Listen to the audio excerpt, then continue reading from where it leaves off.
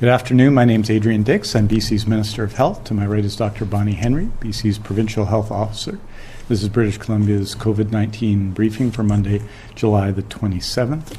Honored to be here on the territory of the Lekwungen-speaking people of the Songhees and the Esquimalt First Nations. Tomorrow, Tuesday, we'll be providing a written briefing at around 3 o'clock. And with that, I'm honored to introduce Dr. Bonnie Henry. Thank you and good afternoon. Today we're reporting, as we do over the weekend, on 3 periods. From Friday to Saturday, we had 36 new cases of COVID-19. Between Saturday and Sunday, there were 21 new cases, and Sunday to today, an additional 24 cases. That's a total of 81 new cases who either tested positive, and 7 of whom were epidemiologically linked cases, bringing our total in British Columbia to 3,500 cases. That includes 1,064 people in the Vancouver Coastal Health Region, 1,800 people in the Fraser Health Region, 143 people in Vancouver Island Health, 353 people in the Interior Health Region, 80 people in Northern Health, and 60 people who reside outside of Canada. We have now 264 active cases in British Columbia, of whom 11 people are in hospital, 3 of whom are in critical care or ICU. Unfortunately, we've had 2 additional deaths here in British Columbia, both of whom were residents in long-term care in Vancouver Coastal, bringing our total to 193 people who've died from COVID-19. And our condolences go to the families and the care teams and the communities of these people who have died most recently. We have 3,043 people who are now fully recovered from COVID-19. We have no new healthcare outbreaks. 3 remain active, 1 in long-term care and 2 in acute care. We now have 664 cases in our healthcare outbreaks, an increase of 2 in the staff category. 260 staff, healthcare workers, and 404 residents have been affected. We do have 1 new community outbreak in the Fraser Health Region at the Fraser Valley Packing. It's a blueberry packing plant in the Abbotsford area, and there are now 15 cases associated with that plant as the investigation started on late Thursday and over the weekend. And Fraser Health is working with the plant, doing ongoing testing of the residents and the workers at the plant, and doing an investigation to ensure that all of the safety precautions that need to be are in place. We now have 14 confirmed cases associated with the outbreak that was declared on Friday in the Haida Gwaii area. And as you know, health authorities in the BC CDC are also now posting all of the community exposure events that we've had, including flights and other locations where the public may have potentially been exposed when we can't identify everybody who might be at risk.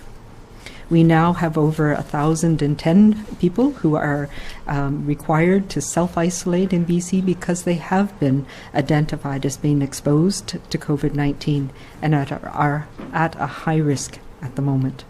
And a reminder to people who have been identified as close contacts of cases, and if you have been told to self-isolate, this is not optional. This is a requirement. This is what you need to do now for the duration of the incubation period from when you were exposed, to ensure that if you develop symptoms, you're not going to pass it on to others, particularly those that you're closest to.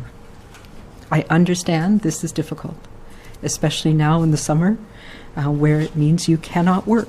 It means you have to stay away from your family and friends and not leave your home unless it's important to get medical care. Nobody wants this, and this is why it is so important that we continue to take our actions now to protect ourselves and protect each other as we move through our pandemic. We can all enjoy our summer, and we know what we need to do, and to ensure that our COVID-19 curve bends down again.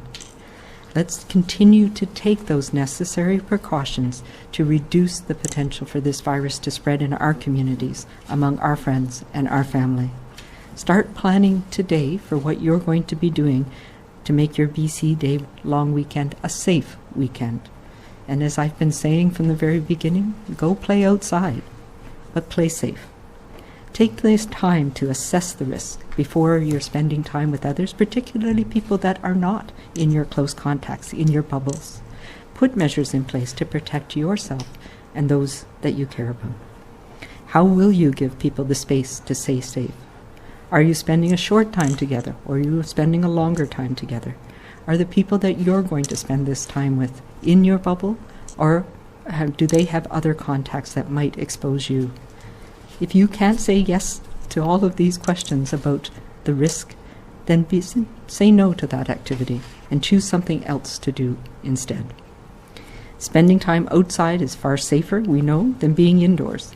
So take advantage of that here in British Columbia in the coming weeks.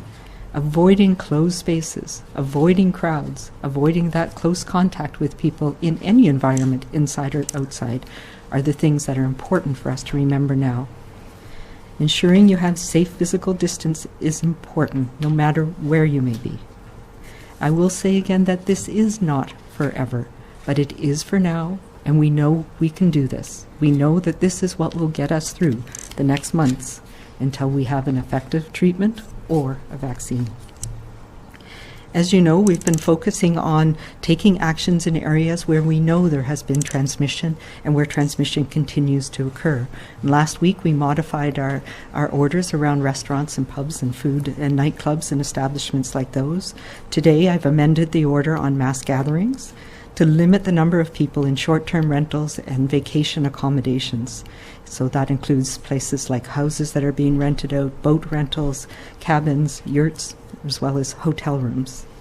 The number of people is limited to the capacity of the space, plus up to a maximum of 5 visitors.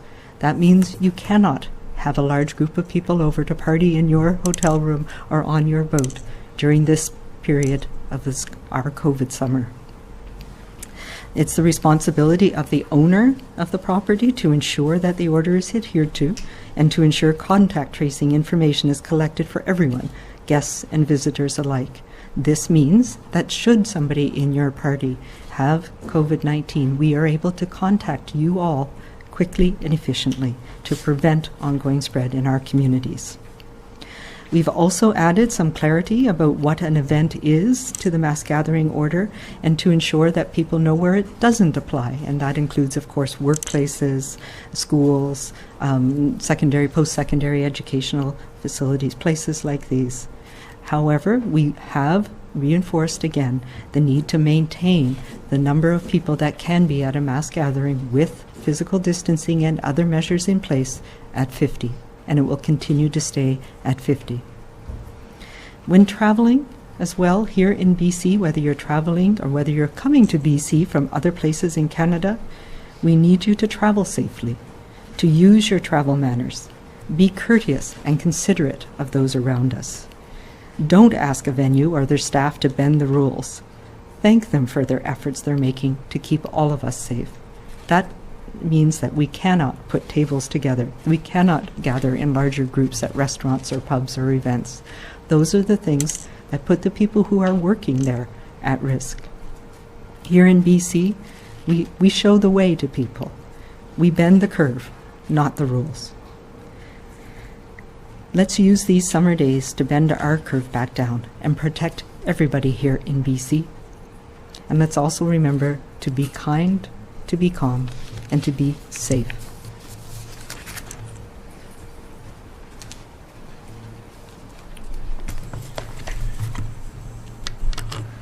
Thank you very much, Dr. Henry, and on behalf of the Premier and the government, I think people in BC want to pass on, I want to pass on right away our condolences to the families, the friends, the community, the people who are helping with care of the 2 people who passed away, one from Friday to Saturday and one from Saturday to Sunday in the Vancouver Coastal Health Authority in long-term care.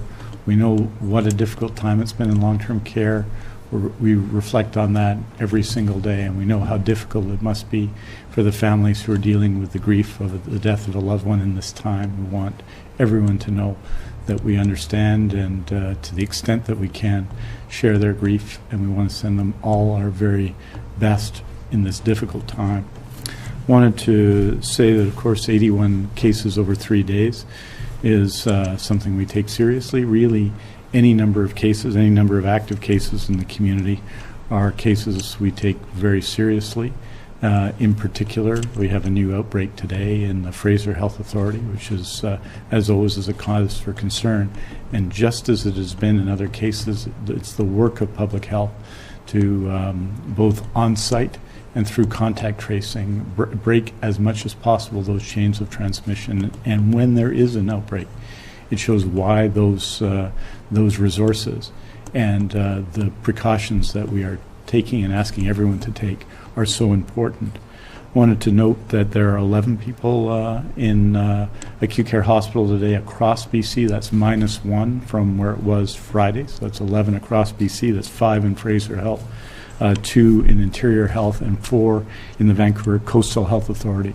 We're again at a fairly consistent level in terms of emergency room visits. Yesterday, Sunday, we had 5,737 emergency room visits. I also wanted to acknowledge all of those who have become either re-registered or become emergency registrants in our healthcare system. We want to thank them again. They include 1,516 new healthcare assistants or care aides, 207 temporary healthcare assistants, 441 registered nurses, 5 registered psychiatric nurses, 79 licensed practical nurses, 2 nurse practitioners, 64 allied health workers, and 74 doctors. And we express our appreciation to all of those people for the work they're doing in helping all of us deal with not just COVID-19, but all the health emergency with respect to the overdose crisis and all of the other challenges in our healthcare system. That's a big thank you to all of them and all our healthcare workers. I want to provide my weekly update on PPE today. As with previous weeks, I report on how much PPE has arrived cumulatively and then specifically what has arrived in the last week. As you'll recall from last week's report, Monday, July 20th, so far just over 6 million N95 or equivalent respirators come to BC, almost 26 million surgical or procedure masks, 2,310,000 pieces of eye protection, 63 million pairs of gloves, and just over 3,500,000 gowns. Today I can tell you that over the last week, since the update on Monday, July 20th, up until yesterday, we've received 11,528 N95 or equivalent respirators, 3,237,950 surgical or procedure masks, 86,689 pieces of eye protection, 2,788,750 pairs of gloves, and 1,197,108 gowns. We'll continue to source and test our PPE and are working hard to pursue any and all credible leads for safe and effective product for our health system. And I continue to thank all of those working on that project for all they've contributed in the last few months. In closing, I just want to say that COVID-19, I think, has drawn on our greatest strengths as British Columbians, our generosity, our empathy, our understanding, our compassion, and our kindness. We pulled together and we made sacrifices, and for many of us, the sacrifices have been heartbreaking. We know the job that must be done to keep us safe. Where we stand today is due to our individual and collective efforts to stop the spread. We made a difference because each of us is the difference. And it is this difference, the discipline, that saw us bend, then flatten our BC curve.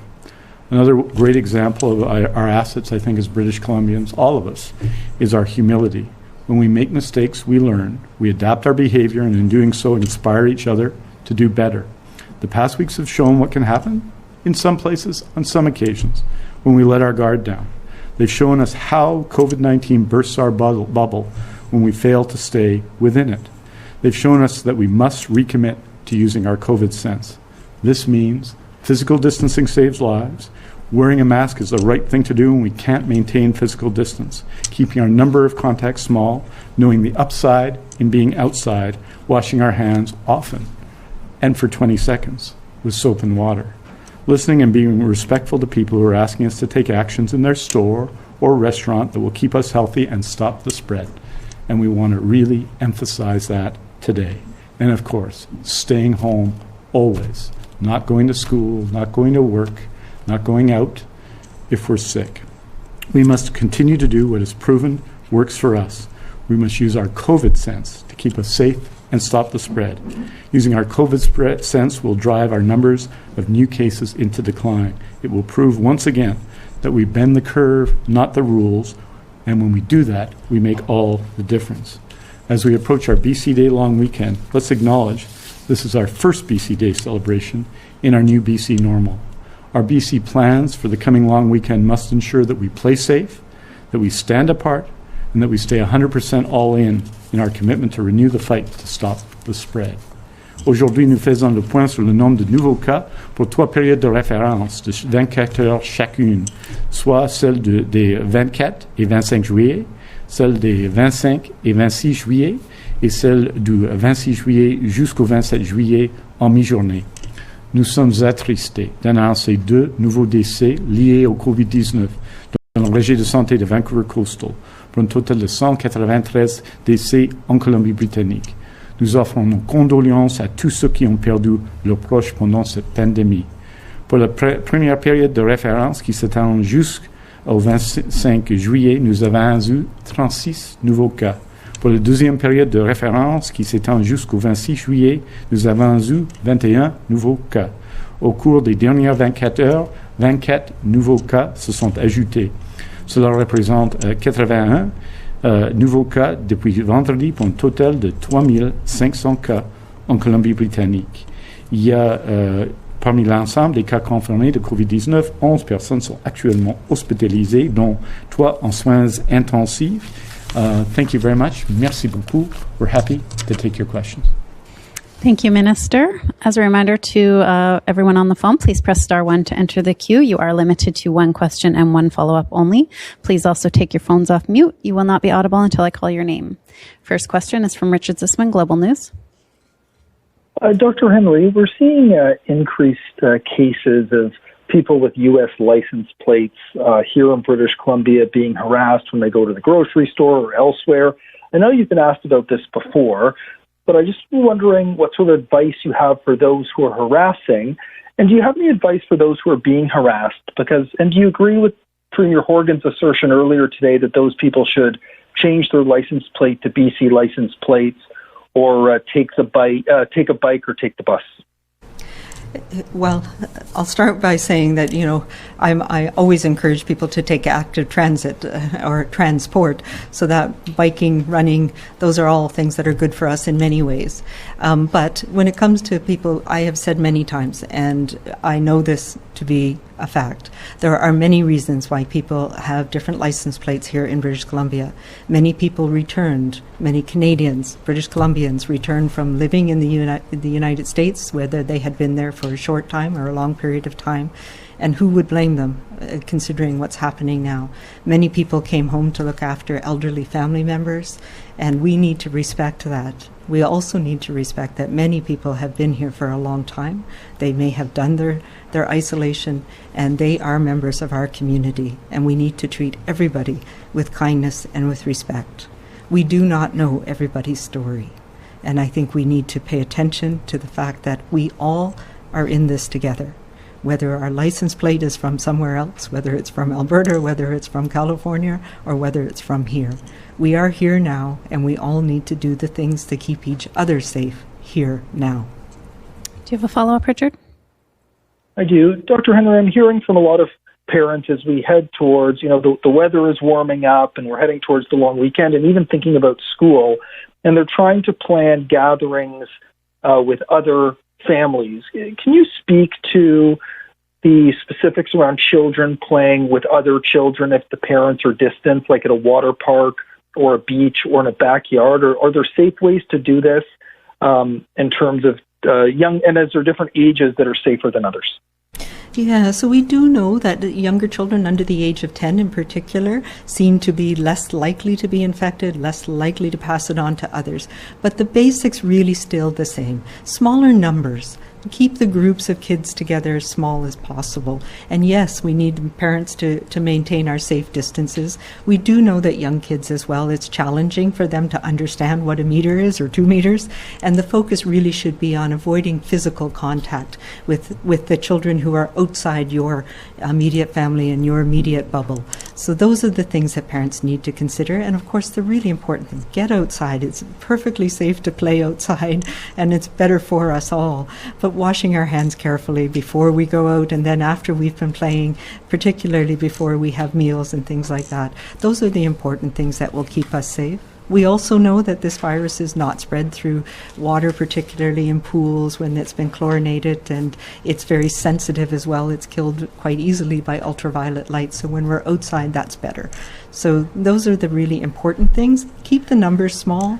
Try and avoid touching each other, physical contact with the children who are outside your close, immediate household or your bubble that you've had agreements to stay together on. And those are the things that are most important right now. Next question is from Zara Premji, CBC.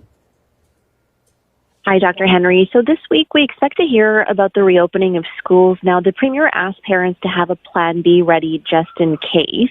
So what can you tell parents about what you would like to see schools have in place in order for them to open safely in September?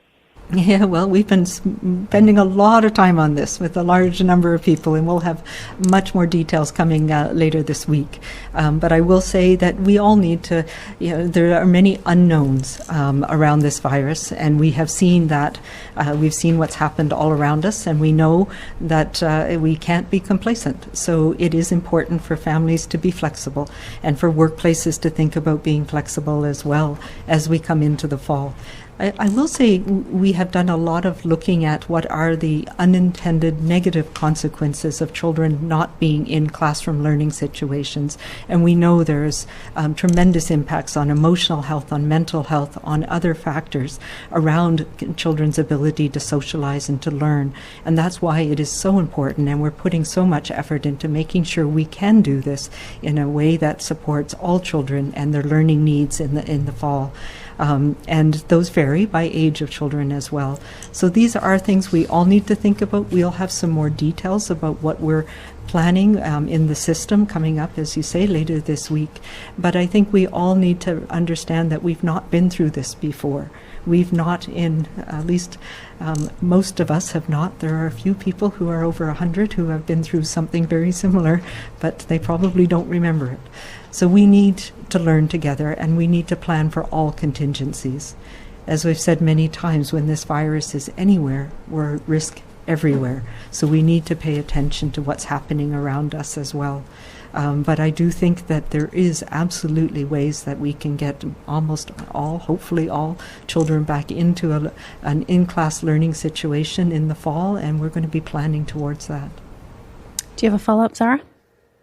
Yes, definitely. So would you consider making masks mandatory then for children and teachers? And if not, why not? And if you don't mind doing that in French as well. So, I've said this many times as well.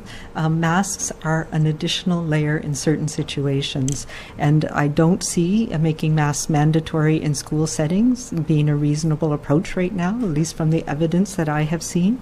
I do think there are some situations where masks would be helpful, particularly on transit back and forth to school, in some of those situations where you may be in close contact, not able to keep the physical distancing, so in transitions, perhaps in hallways. I also think we need to remember that much of the transmission that we see in workplaces and school settings is between the adults in those settings. So there might be a role for masks in areas where adults are together, where they, I'm thinking of break rooms and things, where they may not be able to maintain their physical distancing as well. But at this point, there's no intention to make it mandatory, and certainly not in the in-classroom situations for young children.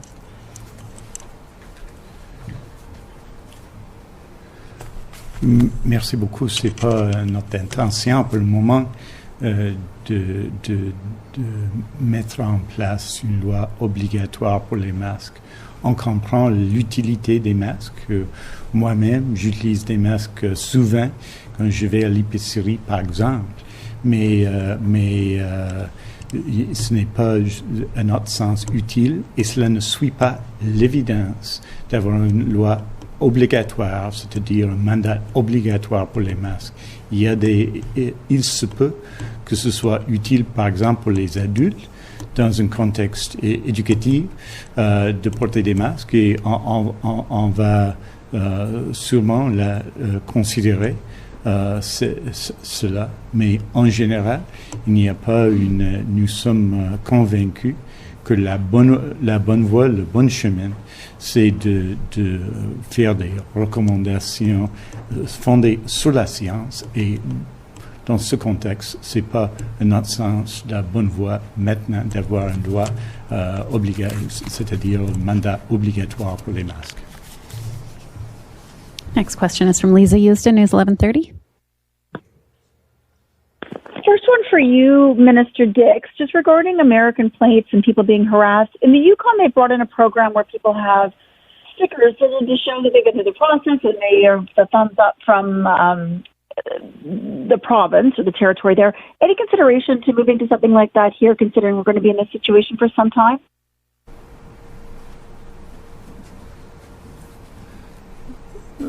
Sorry, I don't think I quite understood fully the question.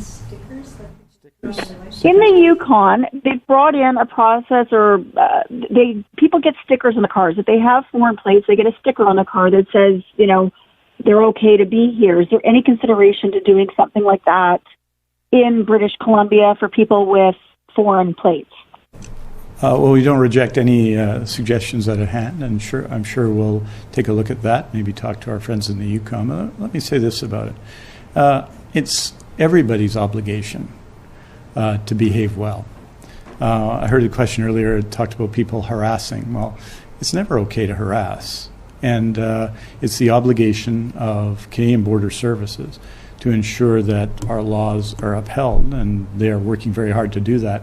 Our public servants worked hard to ensure that the quarantine of Canadians returning to Canada and others, including temporary foreign workers, were upheld.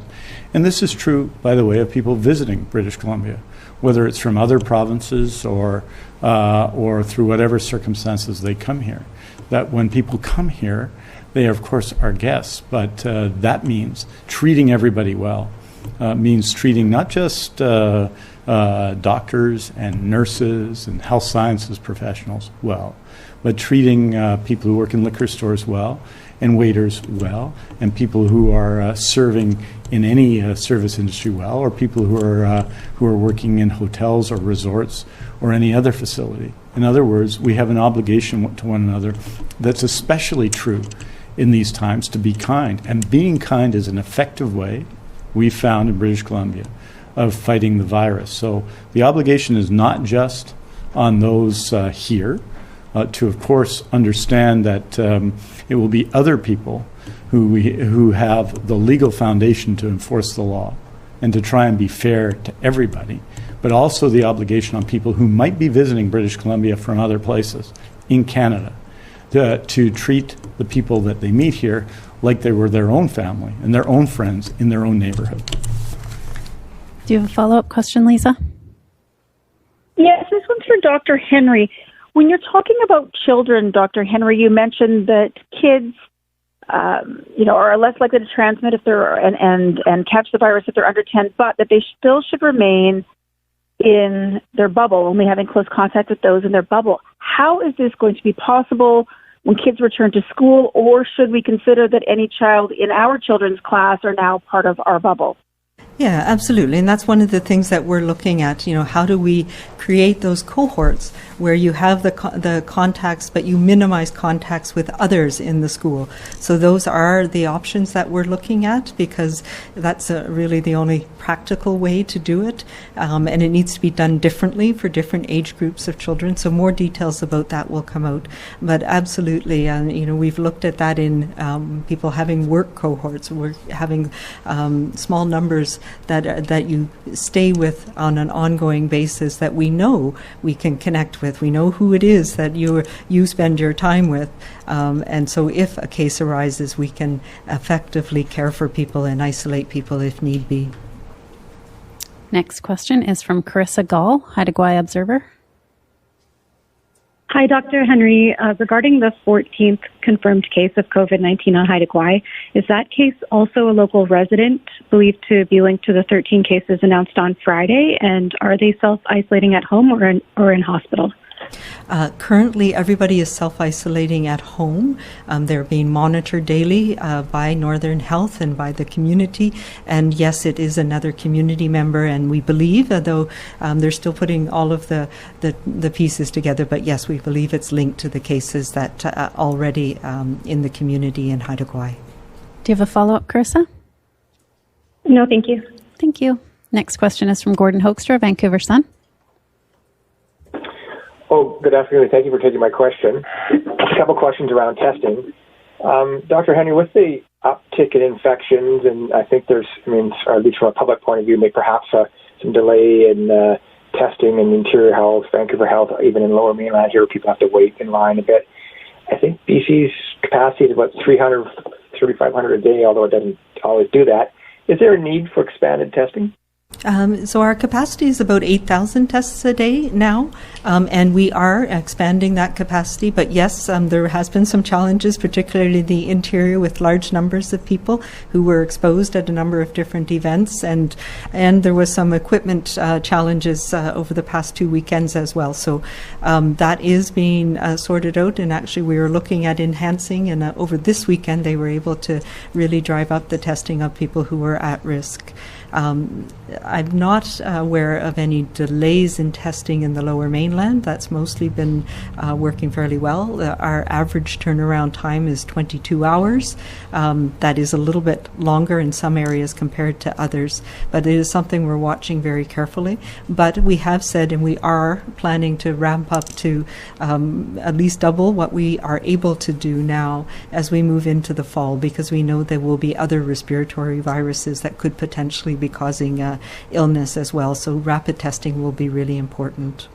Do you have a follow-up, Gordon? I will say as well that one of the things that is really important, if you are somebody who's been exposed and you have any symptoms and you're being tested, you must isolate until you get your test results back. And I know that's frustrating, especially if in some cases it may take 2 to 3 days, but it is very important that you do stay away from others during that period of time, because that's when you're most infectious to others if you are testing positive.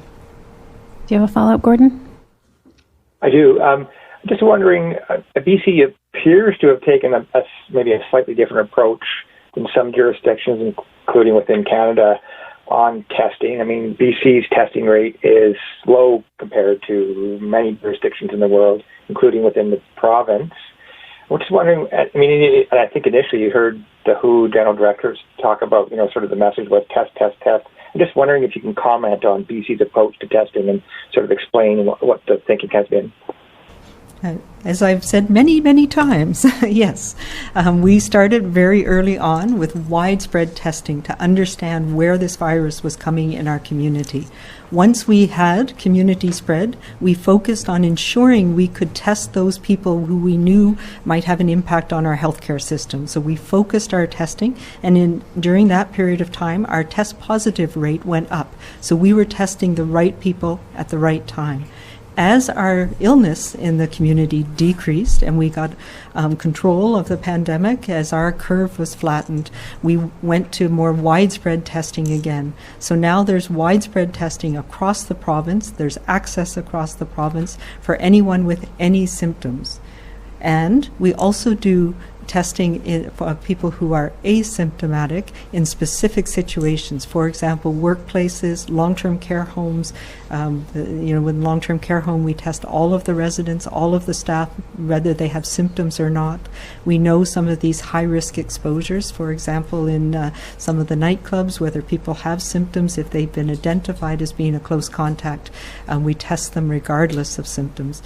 So the important thing is that we're testing the right people at the right time and able to make sure that we have access to testing available for people.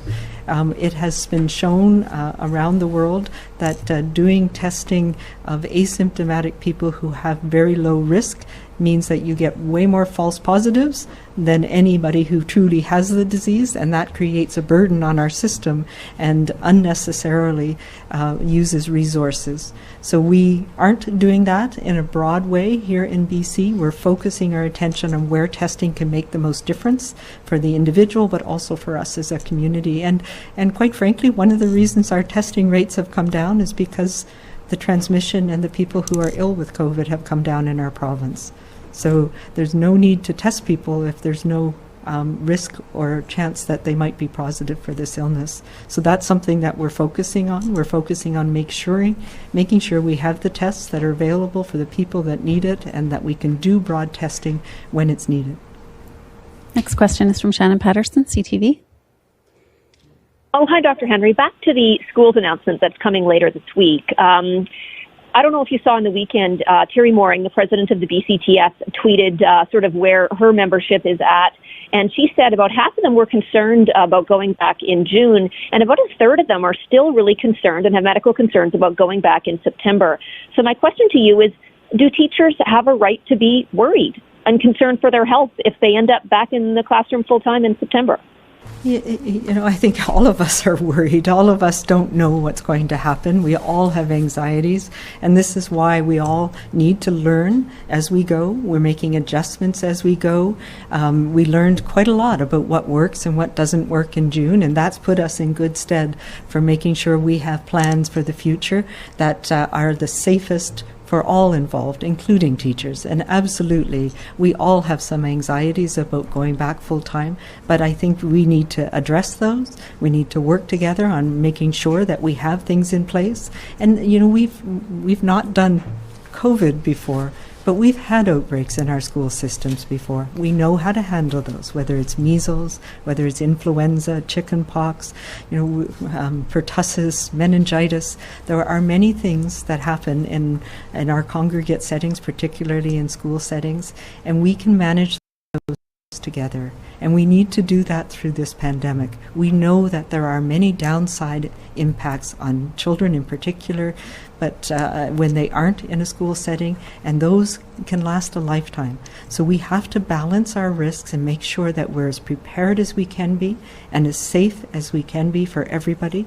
But, this is a new thing. None of us signed up for having a pandemic, and we all need to adapt and make sure we have everything in place to adjust and to support our school communities, our learners, as well as our educators as we're going into the fall. And that's what we're going to be doing.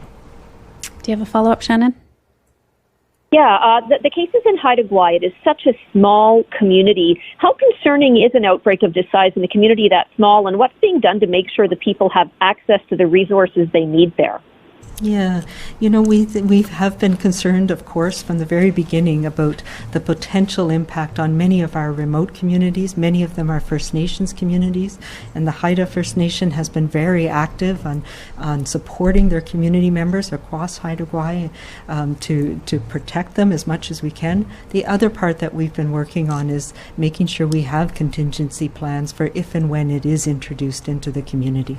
So one of the key things about declaring the outbreak last week was making sure that that allowed us to pull the community together so that we could ensure that there was the health resources that were available as they are needed, and that people who were being asked to self-isolate either because they were sick or because they were exposed got all of the supports they needed in their community. And so those meetings are ongoing, but the community has come together, and we're working together to make sure that everybody gets what they need and that we can get through this together. Next question is from Arthur Williams, Prince George citizen. Hi, it's Dr. Henry. Sorry, my apologies. If I did the math right, we've got looking at 3 new cases in Northern Health. You mentioned one of them is linked to the Haida Gwaii outbreak. Are the other 2 new cases linked to any known outbreak? I'm thinking particularly the worker in Site C who tested positive. There's no additional cases at Site C that I'm aware of.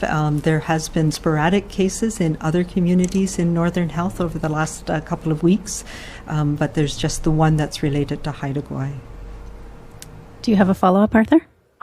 No, that's good. Thank you. Thank you. Dr. Henry, if I could ask you to please repeat your updated orders from your opening, the feed cut out. So I would like to get to that before the end. The things that I've amended. All right. So I will go back to that. As you know, we've been focusing on taking actions in areas where we know there has been transmission. And so last week we revised the orders around the pubs and restaurants and events that happen in food premises like those to ensure that we had more controls in place that prevented people from gathering and mixing and putting both staff and other patrons at risk.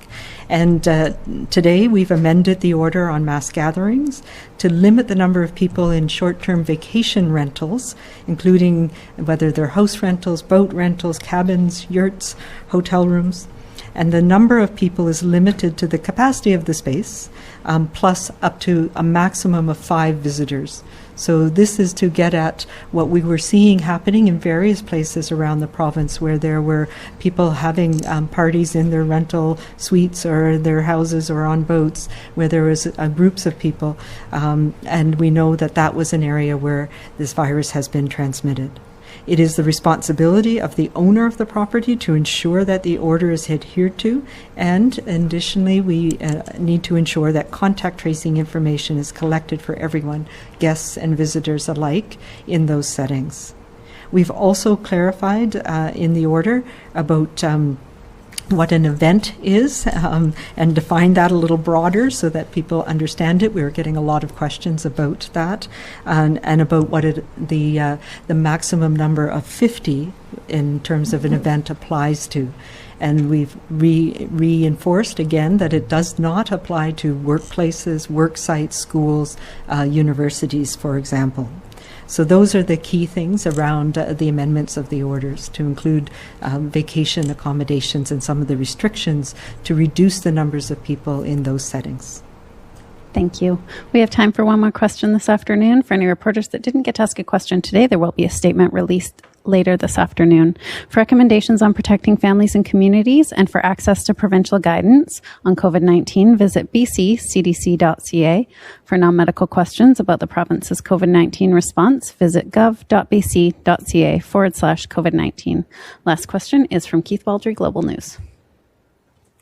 Hi, Dr. Henry. Thanks for taking my question. How concerned are you about what we're seeing in Alberta right now, where on the weekend we had 81 cases, they had 304, there's close to 90 people in hospital there, 17 in ICU. Their numbers continue to spike upwards at a much higher degree than here in BC. And this is not a license plate question, but we do get 6 flights a day from Edmonton and Calgary landing at YVR.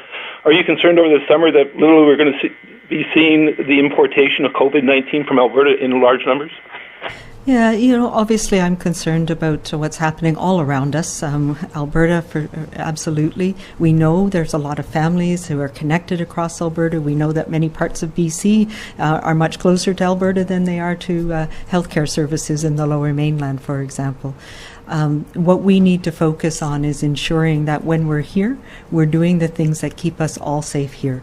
And if people are here from Alberta, whether they live here or whether they're visiting from Alberta, then we need to ensure that they are part of our team in doing the right things here as well.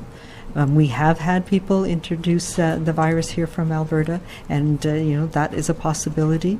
I know my colleagues in Alberta are working very hard to make sure that they are controlling their outbreak as well and their pandemic, and it's taken a different trajectory than ours. We need to continue to do the things that we're doing, and we invite Albertans to, when they are here, to make sure that they're doing the things we need them to do as well. Do you have a follow-up, Keith? Yes, and this may be covered by the fact you've amended your order. We had reports over the weekend in Osoyoos of, again, mass parties at resorts. Does this now mean that these facilities themselves will have to sort of step up and police their own common rooms and visitations by guests?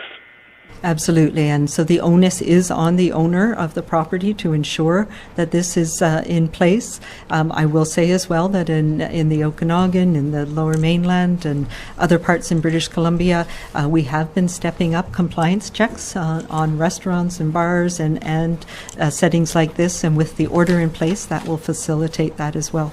I also understand that in places like Third Beach or Second Beach, there's some very stern posters of me that have been put up to dissuade people from congregating in large groups. So maybe that'll be effective too. That's all the time we have for today. Thank you. Thank you.